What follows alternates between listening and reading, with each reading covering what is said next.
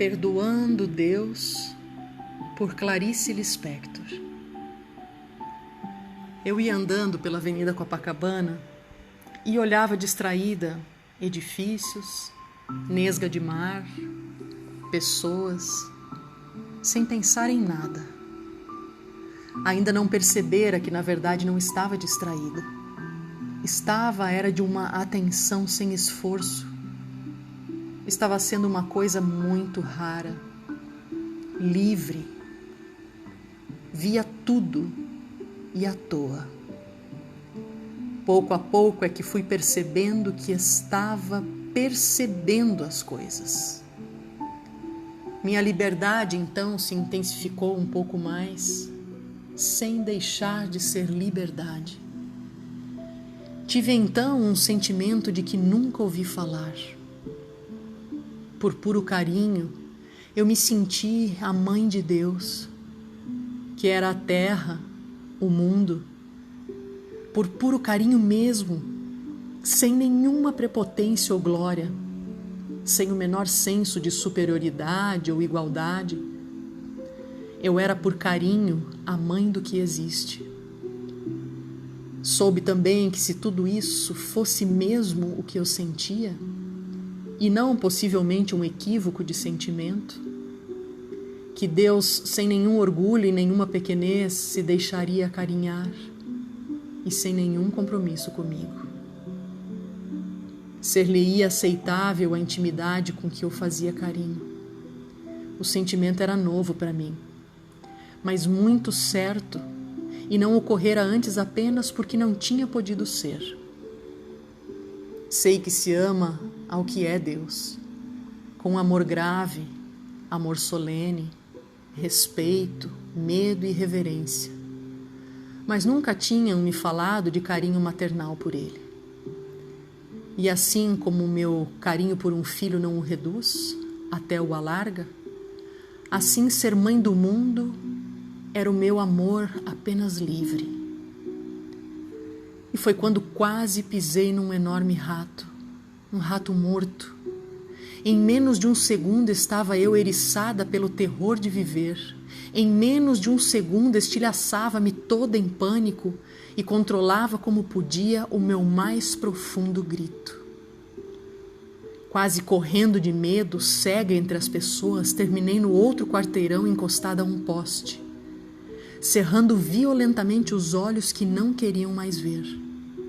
Mas a imagem colocava-se às pálpebras, um grande rato ruivo, de cauda enorme, com os pés esmagados e morto, quieto, ruivo, o meu medo desmensurado de ratos. Toda trêmula consegui continuar a viver. Toda perplexa continuei a andar com a boca infantilizada pela surpresa.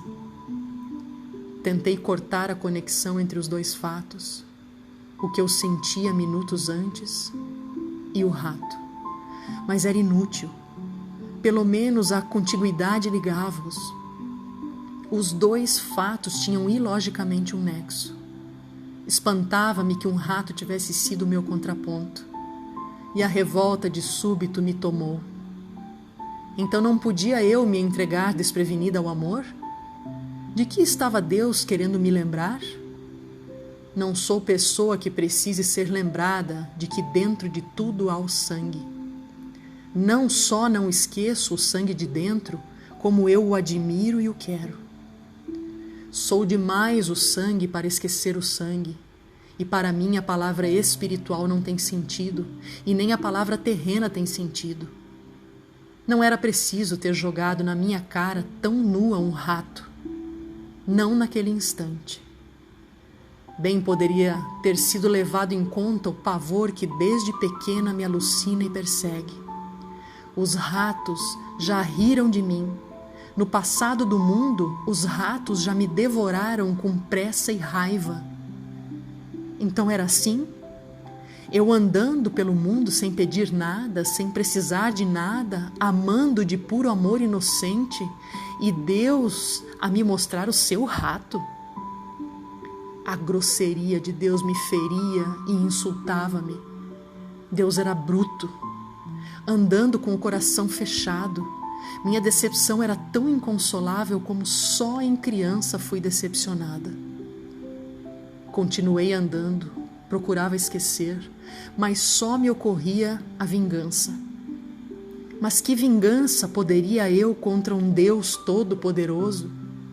Contra um Deus que até com um rato esmagado poderia me esmagar? Minha vulnerabilidade de criança só. Na minha vontade de vingança, nem ao menos eu podia encará-lo, pois eu não sabia onde é que ele mais estava. Qual seria a coisa onde ele mais estava e que eu, olhando com raiva essa coisa, eu o visse? No rato? Naquela janela? Nas pedras do chão? Em mim é que ele não estava mais. Em mim é que eu não o via mais. Então a vingança dos fracos me ocorreu.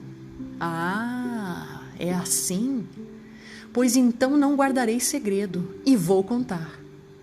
Sei que é ignóbil ter entrado na intimidade de alguém e depois contar os segredos, mas vou contar.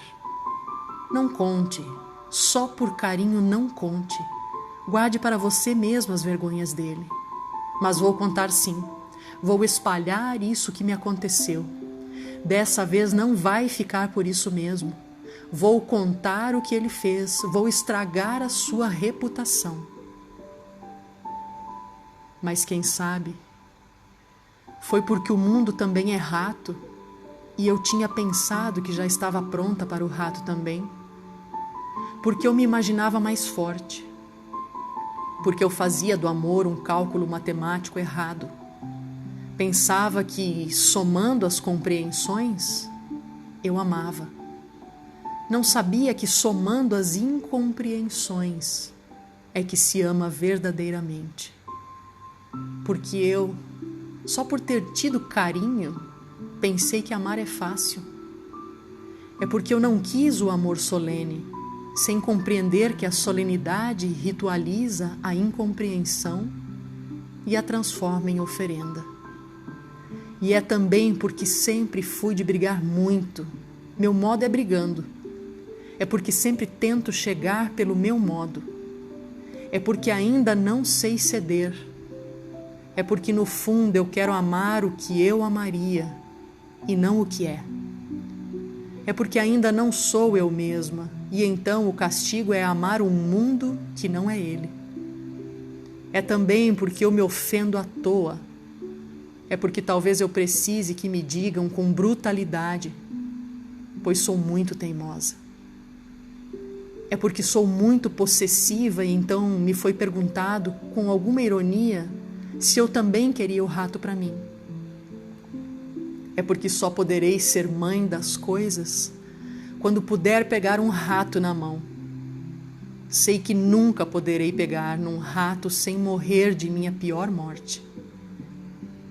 Então, pois que eu use o Magnificat que entoa às cegas sobre o que não se sabe nem vê, e que eu use o formalismo que me afasta, porque o formalismo não tem ferido a minha simplicidade, e sim o meu orgulho, pois é pelo orgulho de ter nascido que me sinto tão íntima do mundo.